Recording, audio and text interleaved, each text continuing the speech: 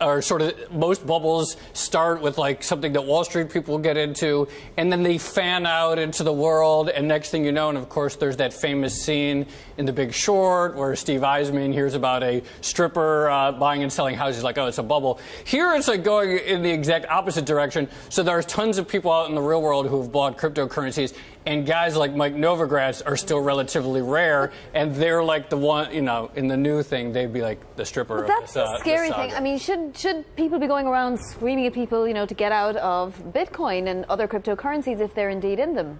Well, no, I mean, probably not. But it is, you know, there is an evangelicism about this. We've talked about this before. It's sort of like this religious fervor. It's like people get into them, and then they just like hound their friends and families. You should buy them too. And that's probably what happened over Thanksgiving. It's like some student comes back from college and talks about all the money he's made, and then hounds their uncle and their parents. And then we see there was like, you know, several 100,000 Coinbase signups over the weekend. So it's like 1,000? I think it was several hundred. I think it was like 300,000 or something. Well, whatever. It's still only a lot. 300,000. And so it's like there's like this evangelical thing where everyone's trying to get more people into it. Now, you've looked a lot at history of other bubbles, right? So you said this one is different because it's almost crowdsourced. It's very like for the social media age.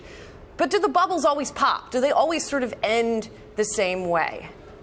No, they don't always end the same way, but they always end, and they always end painfully. But the important thing to recognize is that it's just really difficult to call the top of them. And so you see these signs here and there. You're like, oh, someone said this. My taxi driver just said this.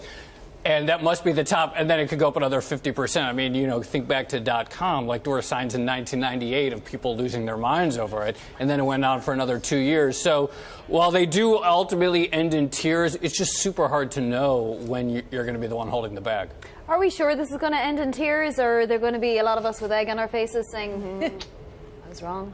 I mean, there's going to be a lot of people ending in tears either way, right? Like, I don't know, but... You know. On one side or the other. Yeah, on one side or the other, because they're never, but I don't, the future is tough to tell.